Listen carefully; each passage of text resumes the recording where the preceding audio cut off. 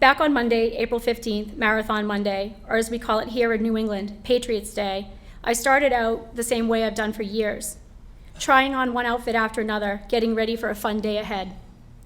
It's always the third Monday in April, marking the anniversary of the beginning of the American Revolutionary War.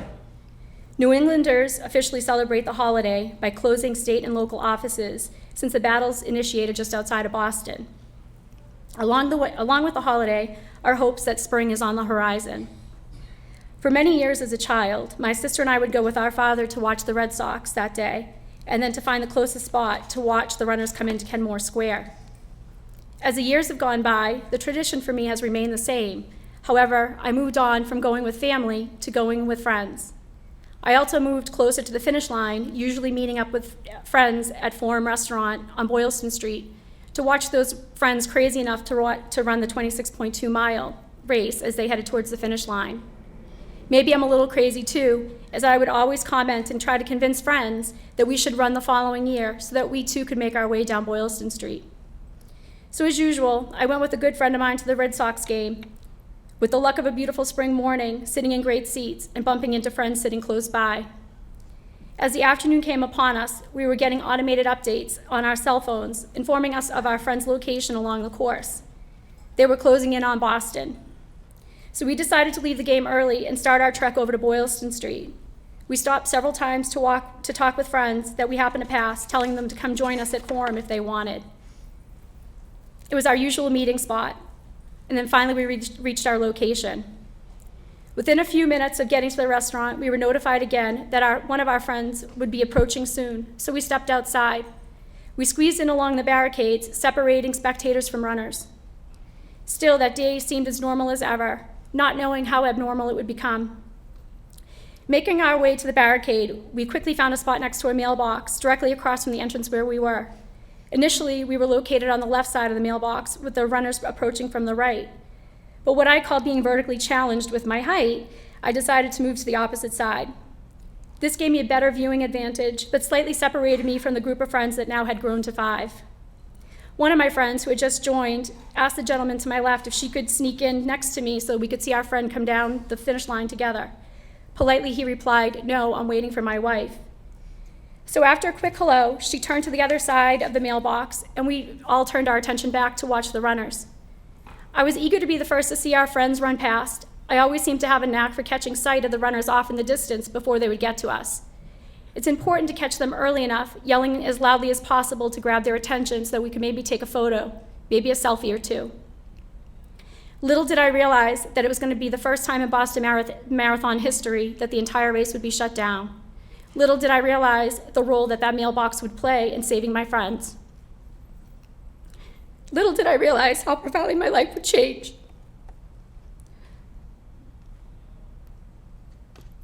Sorry. Seconds after that first bomb exploded, chaos ensued. So many thoughts were running through my mind, and as people were running in all different directions. Although at that point, I was not exactly sure what had happened, I knew something was terribly wrong, and I needed to run too. Turning to my right and taking only 2 steps, I saw 2 flashes of white light. I realized that something was exploding at my feet. I knew it was too late, and that I was in a very serious situation. But what I didn't know is that I was going to get an overwhelming amount of love and support that I was going to receive from my family, friends, coworkers, and even strangers. An example of such support came in the form of a former high school classmate. My friend Christine, who I would only see about once a year, made the choice to get involved. Within days, she started up my GoFundMe site. It allowed those who wanted to help financially to do so by donating. Additionally, the explosion, as I was lying on Boylston Street, awaiting some form of transportation to take me to Mass General Hospital, I knew I had a choice to make. I could fall apart or remain as calm as possible through the madness that was surrounding me. Thinking back to the different life lessons, one quickly came to mind. Never panic in an emergency. I knew I would need to stay focused and breathe through the pain. My memory at my time at Mass General Hospital is a little foggy because of all the medications, but what I do remember right from the beginning is my attitude was a positive one, knowing there was nothing I could do to change the situation. Having accepted the situation without hesitation, I think I shocked the doctor when he was explaining that my lower leg had been amputated. He would have to go in and do a final cleaning and would try to keep it below the knee. I responded with one request, that no matter what he had to do, could he make the end of my leg look pretty, maybe in the shape of a rose. For some reason in my induced state, I thought this might be a good idea. From what I'm told, I was pretty funny while I was medicated, and by the way, no, my limb is not in the shape of a rose. And I've been told that I have a really nice scar. Sorry if that's too much information. In any case, this is how I've always lived my life. Generally, I've always had a positive spin on a bad situation, but it's all about choices. What good would come out of being angry or upset? Staying positive and taking time to think about my choices has enabled me to keep moving forward and take on every obstacle. Making choices to stay positive and look at things in the finer light has helped me to overcome many hurdles throughout my recovery process. We as individuals have control over our feelings and how we approach situations. That gruesome day, I chose to breathe deep and remain calm. That's what I had control over. Don't get me wrong, there were a day or two when they were taking me off the pain medication, I didn't want to get out of bed. But again, I had that choice.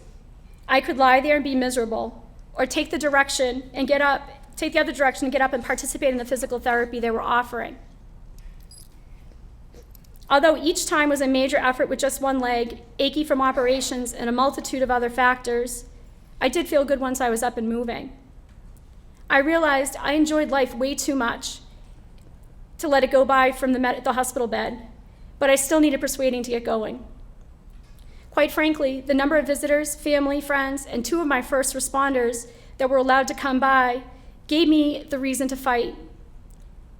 Having that right mindset to approach challenges is essential to accomplishing any goal in life. In my experience, a positive attitude can make all the difference between success and failure in life. As the time went on that week, many doctors were in and out, always saying who they were and announcing what their specialty was, but to me they were all one and the same.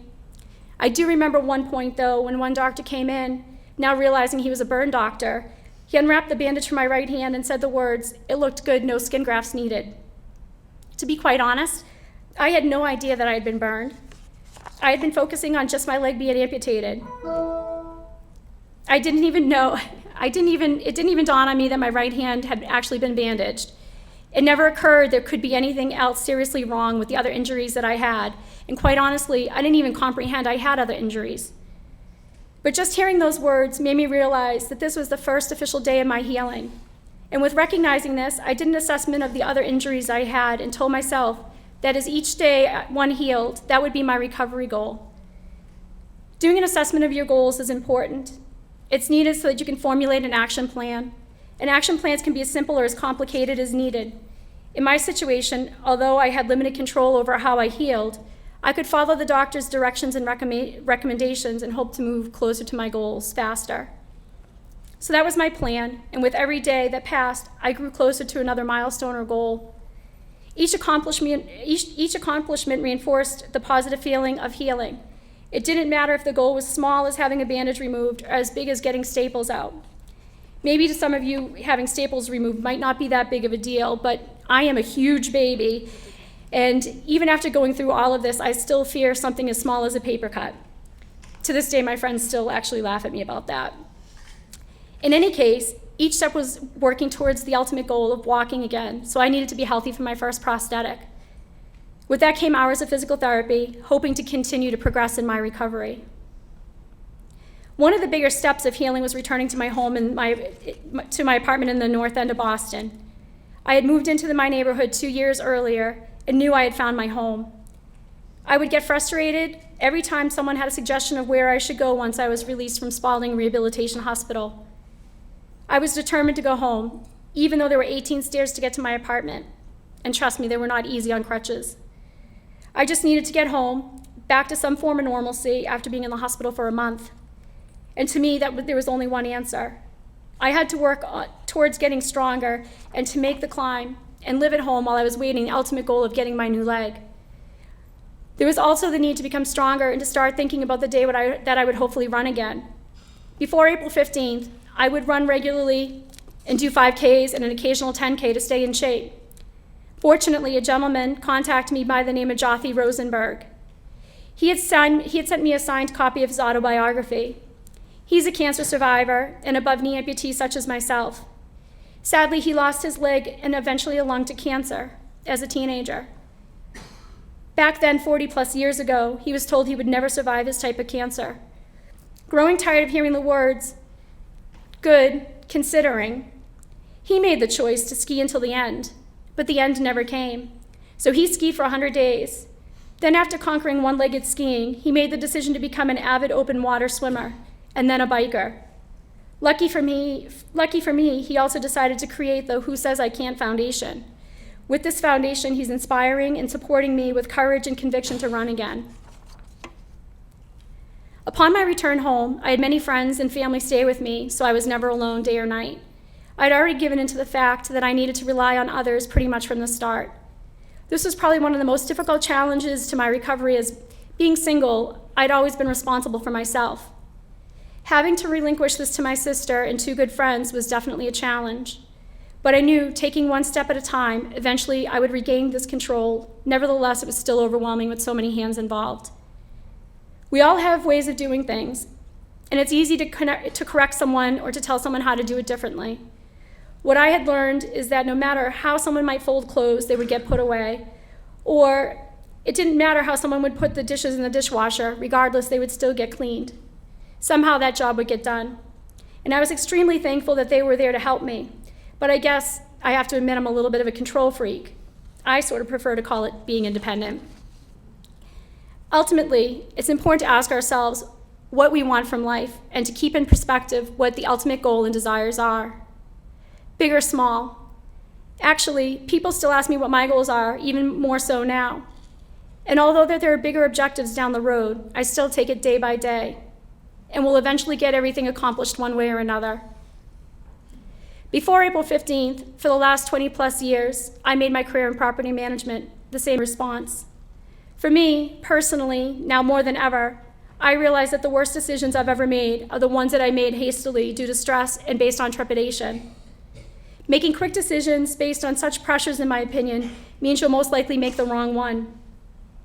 Whether it's a decision on how to deal with the impossible resident or how to deal with a recovery. The hard decisions that I've made throughout my recovery process have all come from taking the time to make conscious, thoughtful choices. Although I had many dark and scary moments throughout this past year, my choices on how to deal with them came from taking the time to really weigh the consequences and understand the balance of risks and rewards. And in my recovery, just as in our industry, I realized that the biggest motivator that kept me moving forward was the rewards always far outweighed the risks and obstacles I faced. In general, our industry is driven by a relatively strict set of rules and propelled by an endless set of deadlines. In property management, you live by the lease agreement and all the other rules and regulations that come along with it. But unfortunately, life is not that cut and dry. I've learned throughout my journey this past year that as important as to look ahead and prepare for the future, it's equally as important to appreciate the here and now.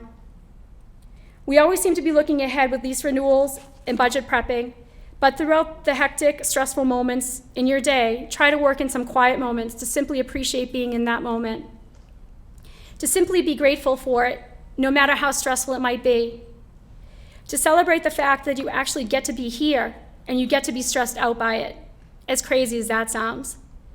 To appreciate the extraordinary and the ordinary to understand, and understand the importance of enjoying your life today, because it could all change tomorrow. Over the past years, many people told me that I've handled my situation as a bombing survivor courageously. Honestly, I'm only doing what I decided to do that one fateful day, making the choice to stay positive and to give it my all every day. Bad things happen to good people all the time for no reason, but that doesn't mean good cannot come out of it. I will forever be grateful for the self-sacrifice and kindness of complete strangers, now close dear friends who stepped up to save my life that day. I will forever be in awe of the generosity of our community, our industry, our community, and people across the globe that have embraced and supported survivors like myself. Upon thinking of such acts of compassion from friend and stranger alike, I find it difficult not to be resilient. When I reflect on the selfless support that others have given me, not only am I profoundly touched, but I easily find the strength to be unstoppable.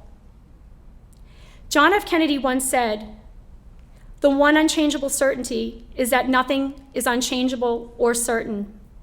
And as we all know in this industry, that is most certainly the case. So as you all venture into the office tomorrow, or just in life in general, you too will be faced with difficult choices and perhaps situations that you may think that you don't have the strength to overcome. Remember that the little choices you make today can have a big impact on your tomorrow. Remember to stay positive and focus on the things you can control, not the things you cannot. Remember that you and only you have the power to change your circumstances by decisions that you make, even in those moments of despair. And finally, remember, the journey of life is not a sprint, it's indeed a marathon.